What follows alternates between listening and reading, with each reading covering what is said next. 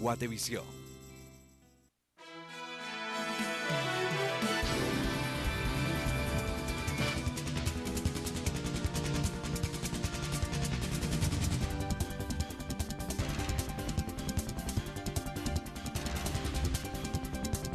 Muy buena noche, bienvenido a su programa Acción Positiva.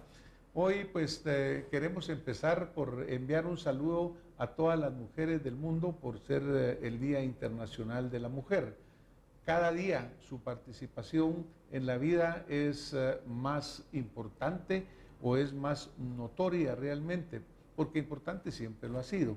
Las mujeres ahora pues las vemos en todos los aspectos de la vida, transformando mucho de lo que está sucediendo, incluso el área política, ya que afortunadamente pues cada vez más mujeres están ocupando lugares de elección, funcionarios de Estado, en fin, a las mujeres en el mundo, particularmente a las de Guatemala, una felicitación en el Día Internacional de la Mujer y que cada día pues sus derechos sean más respetados.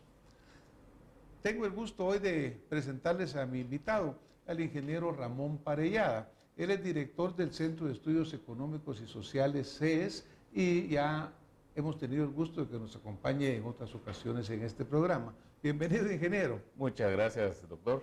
Es un gusto estar aquí y espero que tengamos una amena conversación. Pues muchas gracias, ingeniero. Me recuerdo que la vez pasada que tuvimos el gusto de que nos acompañara, tocamos un tema bastante polémico. Y ese tema, pues de repente por aquí lo vamos a ir tocando en algún momento, era sobre las drogas y la legalización de las drogas, etcétera, ¿no? Pero ahora, en parte, con todas estas situaciones que se van creando, como usted sabe, recientemente estuvo aquí en Guatemala el señor vicepresidente de Estados Unidos en una reunión en la cual participaron los presidentes de Honduras, de El Salvador, de Guatemala, el Polo Norte de Centroamérica o el Triángulo Norte, y se habló sobre una alianza de la prosperidad o para la prosperidad, ingeniero. El ingeniero Parellada pues es un distinguido académico, el ingeniero por profesión, también es empresario, es decir, tiene una visión amplia, ¿verdad, ingeniero, de estas situaciones? Pero, por ejemplo, ¿qué piensa usted de este tipo de iniciativas como la Alianza para la Prosperidad? Bueno, déjame contarte que hay temas muy positivos dentro de lo que es la Alianza para la Prosperidad. Imaginémonos que logramos tener un área común entre el Honduras, El Salvador y Guatemala, sin fronteras, que logremos llevar nuestros productos y que ellos puedan mandar sus productos sin que haya nada en el camino que lo estorbe, que interfiera. Esto sería un gran avance. El intercambio comercial entre los tres países crecería y yo creo que la gente podría tener más acceso, habría más competencia que lo que hay hoy en día. Aunque se ha ido abriendo poco a poco este paso fronterizo en lo que es el Triángulo del Norte de Centroamérica, todavía falta mucho por hacer. Y entiendo que ya Guatemala con Honduras ya firmaron este tratado para que a fin de año se pueda eliminar la frontera. En El Salvador está un poco más frenado el asunto, pero eliminemos esos trámites. Ojalá se pudiera eliminar con toda Centroamérica y Panamá, Belice y México, incluso con Estados Unidos. Claro. Entonces, en ese sentido, los guatemaltecos prosperarían, pudiéramos tener mejores carreteras hacia esos países y en vez de ir a 15 kilómetros por hora un contenedor hacia esos lugares o venir, podríamos tener contenedores o vehículos que pudieran ir a 100 kilómetros por hora, 80, qué sé yo. Entonces, estos temas son los que encarecen nuestros productos, esta falta de apertura, esta falta de voluntad, y esto está un poco en el plan que se han lanzado de la Alianza para la Prosperidad. Claro. Bueno, y entre otras cosas, perdón. Entre otras cosas, sí, claro, que vamos a ir pues platicando en el camino. Pues hay antecedentes, ¿verdad? Si vamos a la historia, después de la Segunda Guerra Mundial, lanzan en Europa el Plan Marshall, sí, que viene a revitalizar y a levantar de nuevo economías muy importantes, pues la de Alemania, Francia, etcétera, que estaban devastadas por la guerra y que fue un tremendo forma de volverlas a agilizar. Después se fueron dando algunos cambios ya por las características propias de cada país, pero fue como un inicio muy fuerte. Pero déjeme comentarle una pequeña cosa sobre este aspecto. Efectivamente, Alemania, que fue la derrotada, estaba devastada completamente. Y el plan Marshall estaba en vigor y no se veía que había prosperidad, que estaba funcionando. Entonces no fue sino hasta que Ludwig Erhard, con apoyo de Wilhelm Ropp, que es un economista de la época, decidieron, sin consultar con la gente del plan Marshall, de la noche a la mañana liberar todos los precios. Habían precios topes, habían salarios topes, había poca flexibilidad. Liberaron todo el mercado y en una semana los mercados que estaban vacíos todavía de productos se llenaron de productos. Y de ahí para entonces se habla del famoso milagro económico alemán. Pero no fue por el plan Marshall, sino fue por permitir que el mercado funcionara, por permitir que los precios alcanzaran su nivel y de repente se llenaron los mercados de productos. Antes hablaban de escasez, ahora ya no. Eso nos recuerda que los precios topes causan escasez y los salarios mínimos causan desempleo. O sea, son temas económicos y por más ayuda que pueda venir, si no se libera el mercado, no va a funcionar, no va a haber prosperidad. Entre otras cosas, porque también estamos hablando que se necesita justicia y seguridad. Si no hay justicia y seguridad para proteger la vida de las personas, sus bienes, los bienes que tienen para poderlos intercambiar y la libertad que tienen para movilizarse, pues entonces no se puede dar lo demás. No importa todo el dinero, ¿verdad? Así es. Obviamente siempre todo esto es una combinación, ¿verdad, Ramón? En el sentido de que, pues obviamente la plata apoya indudablemente, particularmente en ciertos momentos, pero luego ya viene la combinación de factores como lo que mencionaba sobre pues, la libertad económica, el hecho de que haya disponibilidad de bienes, ¿no? Así es. Pero siguiendo con esta historia de las alianzas, aún para nuestra Latinoamérica, después el presidente Kennedy lanza también la Alianza para el Progreso. Sí. Es decir, siempre ha habido digamos, interés en apoyar el desarrollo de las regiones, las cuales no necesariamente siempre son puramente filantrópicas, sino que también hay otros intereses atrás. Y ahora pues aparece la iniciativa de la Alianza para la Prosperidad dentro de un marco de una situación que dentro de algunos detonantes están los problemas migratorios, esa incontenible ola de migración que va de Centroamérica y de otros países hacia Estados Unidos y que se genera por el hecho de que aquí pues hay falta de empleo, de que hay pobreza, de que hay desigualdad. Lo que señalaba el señor vicepresidente de Estados Unidos es correcto. Claro que no es nada nuevo, porque es lo que siempre se ha venido señalando como algunas de las grandes causas que nos están afectando. Es correcto, usted lo ha dicho. Estados Unidos de pronto se ve con una situación que ellos mismos han causado en cierto... No totalmente, pero yo tengo una teoría sobre el tema, pero ellos ya no quieren que entren más inmigrantes, o si entran, que entren legalmente. ¿Por qué no quieren tantos inmigrantes? Porque los sindicatos en Estados Unidos temen perder empleos, ya que los inmigrantes llegan y se contratan por cualquier precio y hacen cualquier trabajo. Cualquier trabajo de Estados Unidos, un país que comenzó libremente generando capital y respetando y que ese capital creciera, ha acumulado mucho capital y cualquier empleo que haya es una mejor oportunidad que lo que hay en nuestro país. Entonces ellos de repente se ven inundados con cantidad de inmigrantes, pero además de eso se ven afectados por niños o jóvenes que van inmigrando a buscar nuevas oportunidades. Salami, salchicha, la lica, la pizza, tienda en la esquina, familia, el churrasco, super pa' todos, chorizo, la risa, anoche los pinchos, fogata en la playa. Bremen está en todo. Si es con Bremen, sí. Pero además de eso se ven afectados por niños o jóvenes que van inmigrando a buscar nuevas oportunidades. Por supuesto, estos niños y jóvenes van porque hay algún familiar allá que los va a acoger y que tienen la oportunidad de trabajar en algo y mejorar la situación de ellos y de su familia que se queda en regiones muy pobres de Guatemala, regiones paupérrimas, regiones donde hay inseguridad, donde hay falta de oportunidades. Entonces, es una combinación de dos cosas. Estados Unidos, que no ha permitido el libre acceso, aunque ellos digan que son los que más inmigrantes dejan llegar legalmente, que más visas dan para que llegue la gente, es insuficiente. O sea, ellos, por ejemplo, vaya usted a la Embajada de Estados Unidos y mire todos los días las colas limitadas que hay porque no dan más visas. Es un calvario para los que se quieren ir allá, es un trámite feo y engorroso en todos los países del mundo. Ahora, Guatemala tiene la mayor parte de culpa. ¿Por qué? Porque Guatemala no termina de resolver varios problemas.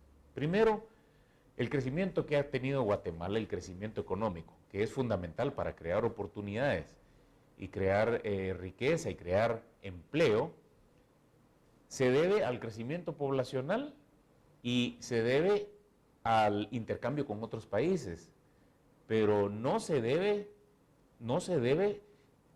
a que haya más productividad, a que haya un incremento en la productividad del país. ¿Por qué no hay más productividad en el país? O sea, porque las políticas económicas que han habido hasta ahora no lo han permitido, más bien han disuadido que vengan nuevos capitales, abundantes capitales, y que se vayan a establecer en el interior del país. Y luego, parte del problema ha sido que el gobierno se ha dedicado a abarcar mucho y apretar poco, abarcar mucho con miles de programas populistas, y no aprieta en lo que es su función principal, que es seguridad y justicia. Tenemos un sistema de policías que mucha gente pues desconfía, aunque en los últimos años pareciera que se han organizado mejor y que está funcionando, pero aún así hay mucha desconfianza por todo lo que ha pasado en la historia del país. Y un sistema de justicia que es muy ineficiente. El año que más se tiene registrado que un homicidio, y Guatemala tiene 31 homicidios por cada 100,000 habitantes, mientras que Estados Unidos anda alrededor de 5, y en Europa no llegan a 1 o anda el promedio por 1 por cada 100,000 habitantes. O sea, estamos muy lejos de llegar al nivel que tienen estos países desarrollados. Pero si nosotros analizamos una de las razones, y es que hay mucha impunidad. El sistema de justicia no llega a determinar sentencia en el caso de los homicidas. Digamos, atrapan a los homicidas y es muy difícil que haya una sentencia condenatoria por un homicidio de los que hay. El año que mejor se logró llevar a sentencia condenatoria a homicidas significó un 14% nada más del 100% de los casos. Es decir, hay una impunidad, si lo pudiéramos llamar así, del 86%. Estos no son datos míos, son datos que un amigo, Carlos Mendoza, en su blog ha estado investigando desde hace años, desde el CIEN, el CABI y otras instituciones. Y que son conocidos, ¿verdad? Por ejemplo, son datos dados por el INASIF, por la Policía Nacional, que han investigado, sí. No, y por ejemplo, como usted menciona, pues como estamos hablando del Triángulo Norte o del Polo Norte de Centroamérica, pues recuérdense que Honduras es el país más violento del mundo, porque si nosotros tenemos 31 a 35 por 100,000, ellos andan casi por 70, ¿verdad? Ellos estaban en 66 o 67 el año pasado. Claro. Estas son cifras no oficiales todavía. Y El Salvador andaba alrededor de 40 y pico. Creo que por ahí. Pero en fin, son obviamente mucho más elevados que otras regiones, los cuales vienen a causarnos este tremendo problema. Entonces, pues caemos en que en realidad lo que el señor vicepresidente señala es algo que nosotros hemos no solo conocido, sino que sufrido ya por una buena cantidad de tiempo. Así es. Esa falta de fortaleza institucional que tenemos en varios sectores. Uno de ellos es el sector justicia que provoca esta impunidad rampante y que obviamente hace que los delincuentes se sientan muy tranquilos. Pero tal vez en ese punto va a ser interesante algo, porque yo leía recientemente un comentario suyo, en el sentido de que, como dirían los americanos, no hay free lunch, no hay almuerzo gratis. Según recuerdo, inicialmente la propuesta que hacían los países centroamericanos del Triángulo Norte era un pedido de más o menos entre 15,000 millones de dólares para esta alianza para la prosperidad, y finalmente están dando más o menos 1,000 millones de parte de Estados Unidos y la contraparte que tiene que dar cada país, pero se queda lejos de los 15,000 millones iniciales. Por otro lado, también no es de inmediato, sino que es de un lapso de creo 4 o 5 años. Pero dentro de todo esto surge ahora algo que ha estado en los medios, y es el hecho de que, como una de las condiciones que muy diplomática y elegantemente el señor vicepresidente de Estados Unidos menciona, porque no dice impongo, pero sí dice es condición, es el hecho de la permanencia en Guatemala de la CICIG, esta comisión que desde su origen ha tenido controversia. Y en este momento, pues hace algún poco tiempo, el señor presidente de la República de Guatemala dijo, miren, no, ya termina, ya no nos sirve, ya no es necesaria. Y ha habido un movimiento de muchas naciones afuera que dicen que no, que sí se necesita, de muchas instituciones locales, y ahora el señor vicepresidente lo reafirma. ¿Qué piensa usted en ese sentido? Bueno, yo creo que no es esa la forma de solucionar el problema de impunidad o falta de justicia de Guatemala, dejándoselo a una entidad externa. De hecho, antes de que viniera la CICIG, que se hablaba de la CICIAX, yo escribí varios artículos oponiéndome, porque creía que los problemas de seguridad y justicia los tenemos que resolver nosotros, y corresponde precisamente al organismo judicial resolver estos problemas, mejorar su situación. Pues sigo pensando lo mismo. Sigo pensando que el problema no viene a ser que venga una entidad de fuera que pase, que esté inmune y que pase por encima del organismo judicial. Es más, incluso se habla que han inventado pruebas, que han tenido testigos falsos. Se habla bueno, cuáles son los verdaderos casos que resolvieron, porque hay muchos casos que los resolvió el sistema judicial, no ellos directamente, y otros quedan lagunas. El sistema judicial tiene un problema, y es la forma en que está estructurada, la forma en que se eligen magistrados y jueces. Todo este sistema hay que cambiarlo. Es algo que tenemos que hacer nosotros y no alguien de fuera. Porque al estar con el sistema actual está politizado. Se escogen a los magistrados, se pide a las universidades, se pide a los colegios profesionales que formen comisiones. Hay todo un sistema, pero que no funciona. Y se escoge una serie de personas de acuerdo a unos requerimientos técnicos. Y luego de estas personas que ya fueron calificados y que pasan al Congreso, viene el Congreso y determina quiénes son los que van a ser electos. En esta elección hay mucha politización, incluso en la elección de los candidatos originalmente. Una forma de eliminar esa politización es simplemente se eligen los candidatos objetivamente, para lo cual no haría falta ni siquiera que se junten los colegios profesionales, ni siquiera las universidades. Simplemente se contratan 2 o 3 empresas de estas que hacen selección de personal profesionales y que ellos hagan una investigación de cada currículo y lo presenten y pongan quién califica y quién no. Si las 3 dan por bueno a un candidato, ese pasa. Salami, salchicha, la lica, la pizza, tienda en la esquina, familia, el churrasco, super pa' todos, chorizo, la risa, anoche los pinchos, fogata en la playa. Bremen está en todo. Si es con Bremen, sí.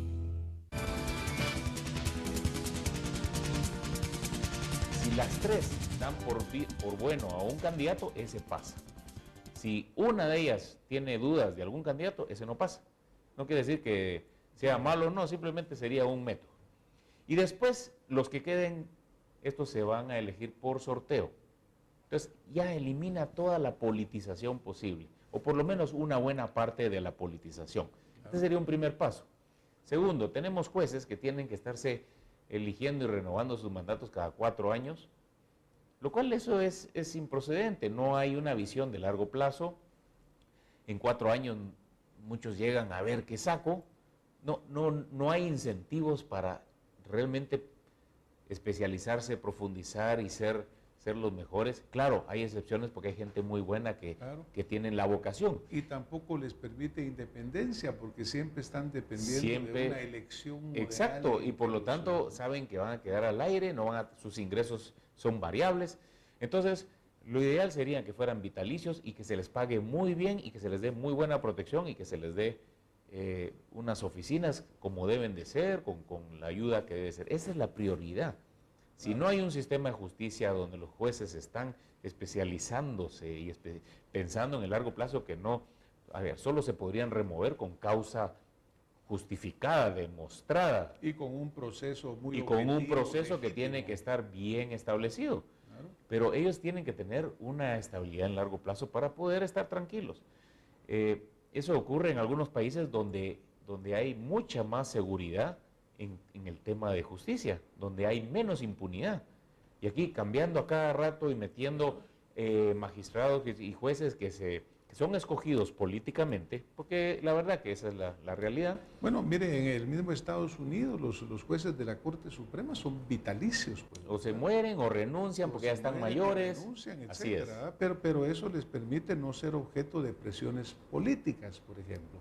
Pero mire, Ramón, volviendo, digamos, al punto de que en algún momento, pues, alguien que estaba en el programa me dice, es que mire, doctor, acuérdese que el que paga la marimba pide las canciones. ¿Es verdad? Entonces dice, viene esta ayuda condicionada a que ustedes, por ejemplo, condicionada elegante y diplomáticamente, ¿verdad? Porque dice, mire, yo creo que si no se hace tal renovación, va a ser muy difícil que el Congreso lo apruebe, ¿verdad? Mire, lo que yo vi fue lo siguiente, él no lo habló a los presidentes este tema, él lo dijo a los periodistas. Claro. En pocas palabras fue un mensaje, como usted dice, elegante, que lo dijo a los periodistas, pero no lo dijo al presidente. Pero yo creo que está equivocado él, y yo creo que eso no se debe aceptar. A mí me han dicho que por ese artículo que escribí, me paga el gobierno. Imagínense, a mí que me va a pagar el gobierno, ni los conozco. Yo creo que la gente a veces no mira toda la perspectiva como debe ser. Claro. Yo pienso que si te están dando una dádiva, el que la da puede poner condiciones, pero depende del que la recibe si la acepta o no. Entonces hay cosas buenas y hay cosas malas. Y simplemente yo, por ejemplo, no aceptaría algo que va contra mis principios. Claro. Simple y sencillamente por más millones que pudieran ser. Y el problema de resolver la pobreza no se resuelve con donaciones porque eso crea dependencia. No hay un país que a través de donaciones haya logrado salir adelante. Pero sí hay muchos ejemplos donde los países han salido adelante gracias a la apertura económica y a una mayor libertad, simplificación de los trámites burocráticos, concentración del gobierno en lo que es su función primordial de seguridad y justicia, reducción de la impunidad, reducción de las tasas de homicidio, de robos. Todas estas cosas han hecho que los países prosperen. Seguridad jurídica, seguridad para la inversión. Esto es fundamental y más apertura, más apertura. Porque otra de las cosas que señala, pues, o que se señala acá como algo nuevo, pero sabemos que es un mal antiguo, es la corrupción. Porque desafortunadamente cuando yo le mencionaba que han habido planes, comparando el plan Marshall, hablaban que era como 6.000 millones de dólares los que dieron en su momento, y que en Latinoamérica se han ido más de 600.000 millones y que realmente no somos una Alemania, ¿no? Pero aquí entra la receta, en la receta entra la situación de la corrupción, porque también hemos mencionado mucho que hay países pobres y funcionarios muy ricos. Entonces decía, cómo controlar toda que estas ayudas verdaderamente lleguen al pueblo necesitado y no vayan a irse a los bolsillos de tanto político que desafortunadamente ha sido la realidad. Pues si usted me dice ahorita en Guatemala, yo no daría ni un centavo, porque la corrupción es campeante. Somos campeones en la corrupción. Por todos lados se habla de problemas. Mire, hasta hemos tenido casos de un presidente pues que tuvo corrupción, que fue atrapado y esto es lo que se ve, lo que se oye, pero lo que se ve y que se ha demostrado, y lo que se oye es mucho más. Claro. Ahora, la corrupción es función de esos gobiernos gordos, grandes, que se dedican a muchas cosas y se olvidan de la función primordial. Por eso yo creo que se necesita recortar y enfocarse en lo que es la función primordial del gobierno. Entonces ahí ya se puede eliminar. Hay muchas trabas, hay muchas regulaciones que deberían de eliminarse. Yo creo que Guatemala podría crecer rápidamente, convertirse en un jaguar de Centroamérica, digamos, emulando lo que son los tigres asiáticos, ¿verdad? Sí. Si, por ejemplo, redujera su tamaño y se concentrara en su función primordial, si pensara que muchas cosas lo pueden hacer los privados, en vez de hacerlo el gobierno, carreteras. Las carreteras se podrían hacer privadamente y el gobierno no tendría que invertir en ellas, y que las personas que inviertan cobren peaje y hagan lo que tengan que hacer. Y en parte yo creo que ya están empezando a desarrollarse esos proyectos, esas alianzas público-privadas. Entiendo que hay grupos privados que ya están, por ejemplo, haciendo carreteras que van a tener un costo, no como la de Palín Escuintla, ¿verdad? Que el gobierno vino y sacó el crédito, la pagó y viene una empresa afuera y es la que está usufructando. Pero en este caso yo entiendo que ya hay empresas nacionales que están haciendo la inversión, vienen otros proyectos. Ojalá que eso sea fundamental, ¿verdad, Ramón? Porque desafortunadamente eso que tan obvio es para nosotros, cuando uno mira el histórico, se da cuenta que gobierno tras gobierno vamos de mal en peor, y que los corruptos que nos parecían corruptos hace algunos años, ahora parecen niños de escuela, comparado con la corrupción como ha venido. Qué triste, aumentando. ¿verdad? Qué triste. Qué triste, Qué sí. triste. Pues mire, yo creo que todos buscamos lo mismo para Guatemala. El vicepresidente Biden de Estados Unidos, él tocó muy claro los puntos, que aquí hay mucha impunidad, aquí hay falta de seguridad, aquí hay mucha pobreza, cosas que ya sabemos, pero que nosotros no terminamos de resolverla.